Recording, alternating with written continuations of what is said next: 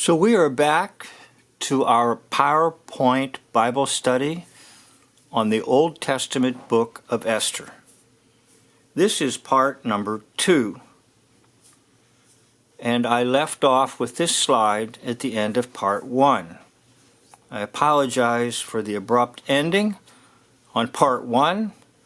I got carried away in my teaching and exposition of Holy Scripture and was not aware that my camera will shut off after 20 minutes.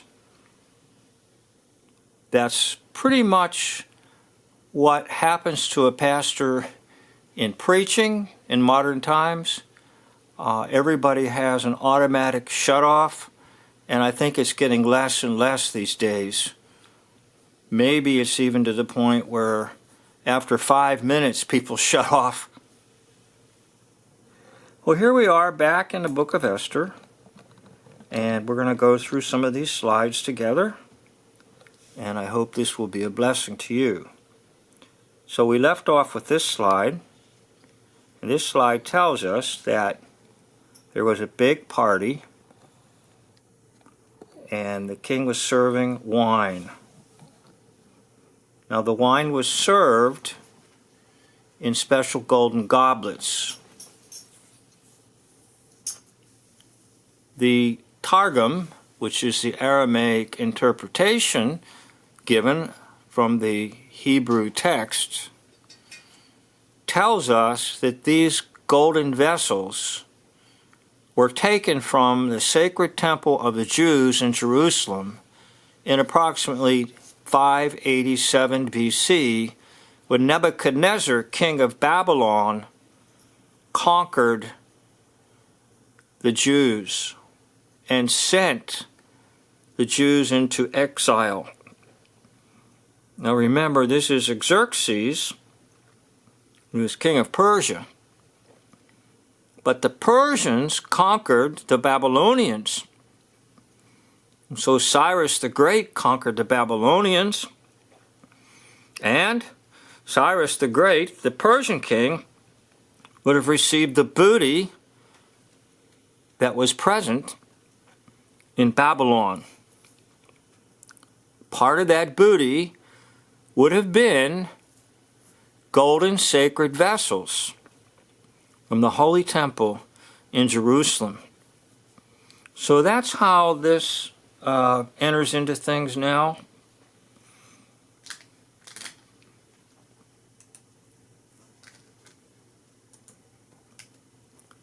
So the wine was flowing freely. No restrictions.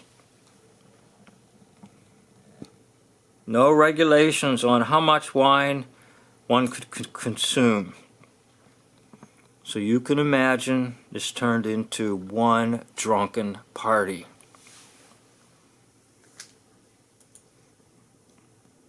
Now the scriptures mention the seventh day, but this was not the seventh day of the week, this was the seventh day of the feast. And the king was high in spirits, or maybe we should say, the spirits got him high. Incidentally, P.S., there is an evil spirit called al-Kuhul, and that's an Arabic word. The Arabics realize that when a person consumes alcohol, a spirit takes over, and it's like inviting a spirit to begin to control you. Now, most people just see it as a biological thing, and that is true. It is biology, but it's biology plus the spiritual. And why do you think it's called spirits when you go to the wine and spirits shop?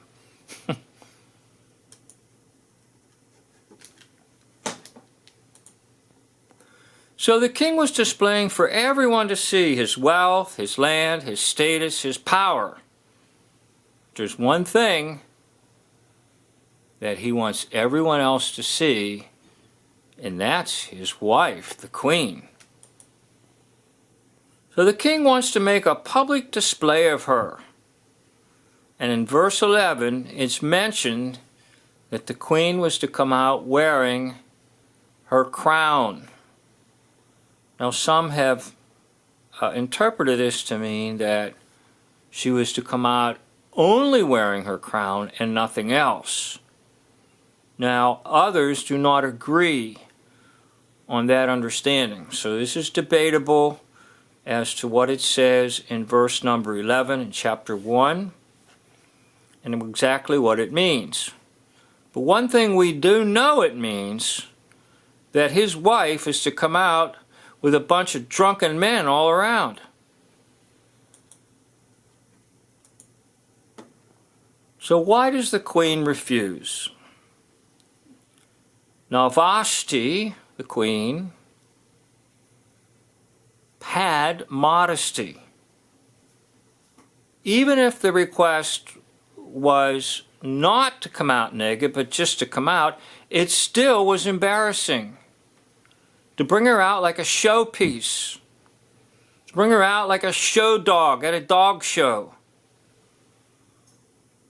So she did not want to degrade herself.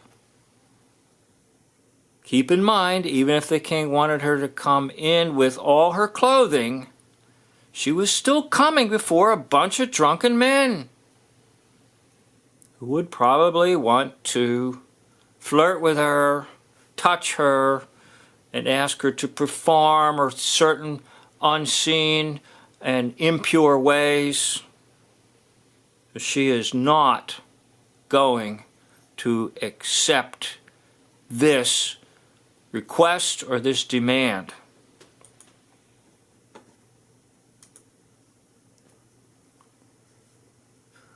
Now I've got my personal aspect here, and I don't think it's too far off, but she is to be highly commended. Right up there with the great women of the Bible. She had the courage to say no to the man who's running around calling himself the King of Kings. She had the courage to say no to something that was going to violate her sense of purity and morality.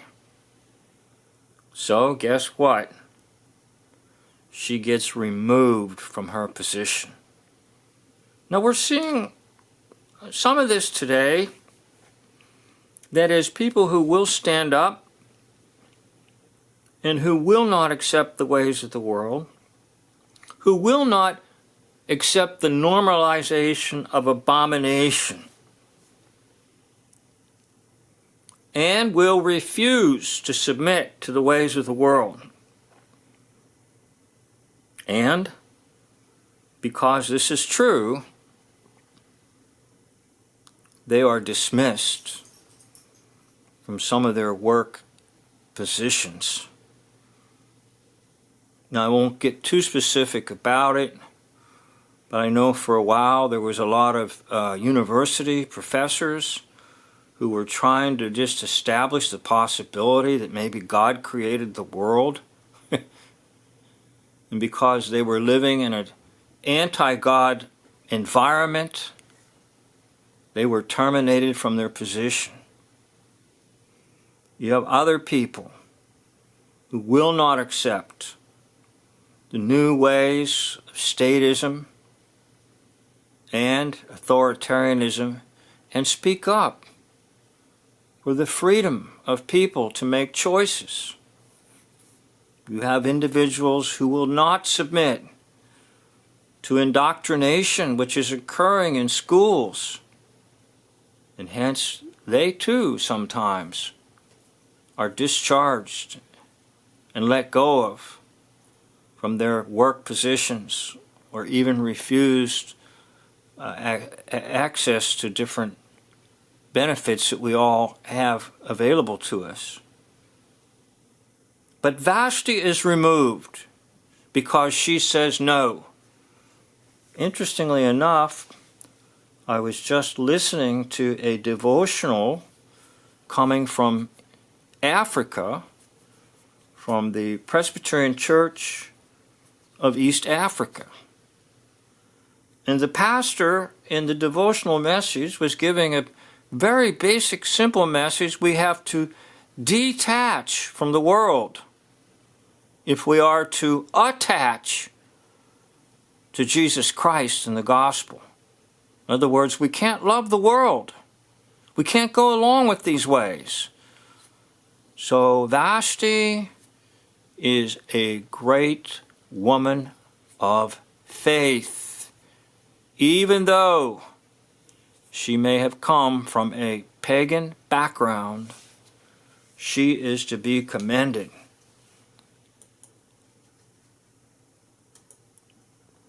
Now, what happens to Vashti, the queen?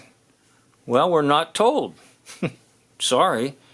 It would be just wonderful to hear a little more about Vashti. It would be just wonderful if we had a little epistle in the Old Testament. It would be wonderful if we had a very short book of 2 or 3 chapters telling us about Vashti. But we're not told anything. Now, a rabbinic tradition says she was executed. Now again, that's tradition.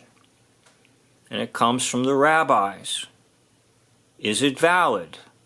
Possibly, possibly not. But most likely, it probably is correct that the king would have been so angry at her that he probably just ordered her execution immediately. And that's the way these despots are. You have to think about someone like Herod when the wise men came. He was told about the birth of Jesus, the Christ. He was so jealous, he ordered the execution of little boys up to about 2 years of age. Nobody knows how many were killed.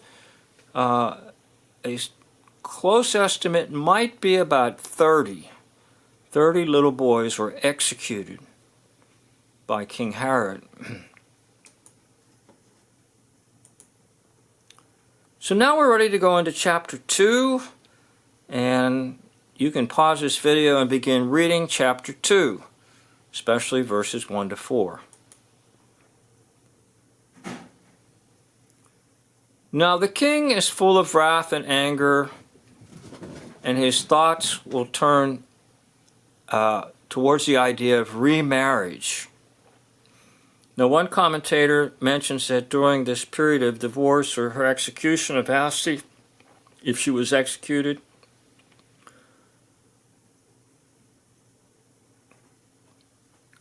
that the king was going through rough times. In other words, in the time period between Vashti as queen and Esther as queen, the king, Ahasuerus, also known as Xerxes, is going through rough times. Now these rough times will get worse. And they get worse because of what's happening on the military front. The Persians, wanting to expand their empire, go after the Greeks, and they are defeated in a naval battle in Salamis in 480 BC. On a land battle in Plataea, they are defeated again by the Greeks in 479 BC. Now the idea is that the king would find solace and comfort in a new marriage in the midst of these discouraging times for him as a military and political leader. Now that's a human explanation, and it's a good one, but keep in mind that God is at work, and God works all things together for His good, in His kingdom, and His plans. So this could be a good human explanation, but I'd like to give the spiritual explanation, and that is that God is in charge even behind the curtain. So it doesn't matter if we believe this or don't believe this about him going through a rough time because of the military defeats.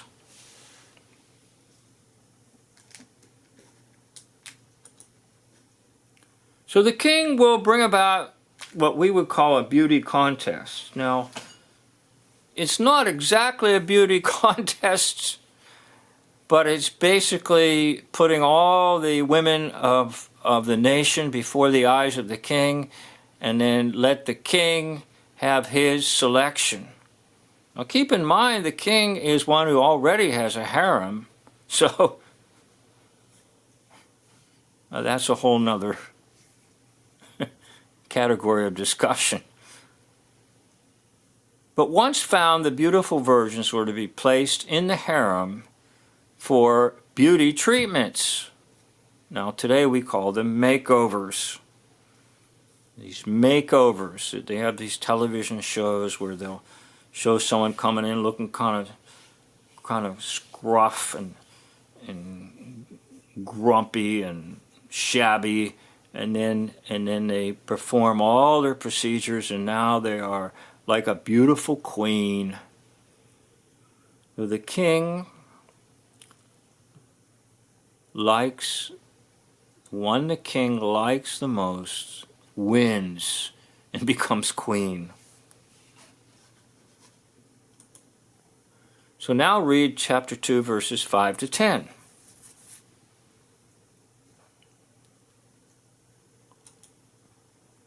Now Esther's name is Hadassah in Hebrew, which means myrtle. Her Persian name is Esther, which means star.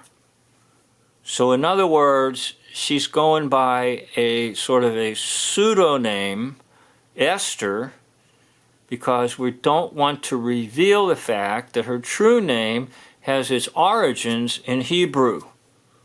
In other words, it's in disguise, that she is truly a Jewess. Now Mordecai, who is a practicing Jew, is her uncle, and Mordecai will raise her because her parents are dead. So Mordecai is the uncle, but he's more like a father to this beautiful woman who will become queen and sit next to and beside the one who calls himself the King of Kings. Now Mordecai tells Esther not to mention her Jewish origins, so some have suggested that she stood a better chance of winning. The idea is that the king will favor the Persians. Now keep in mind Esther 4:4. That is, that God has prepared her for such a time as this. God is at work in all of it, no matter what.